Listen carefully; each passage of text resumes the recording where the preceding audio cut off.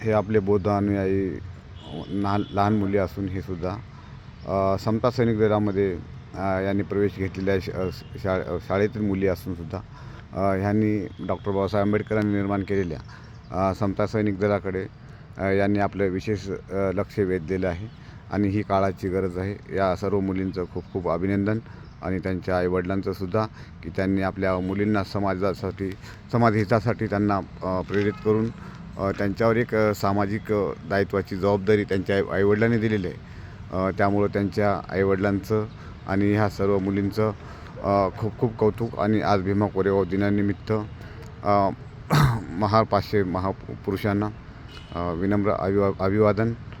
आणि आपल्या ह्या मुलीसुद्धा एक कर्तव्यदक्ष भीमसैनिक बनणार आहेत पुढच्या काळामध्ये. त्यामुळे यांचंसुद्धा खूप अभिनंदन.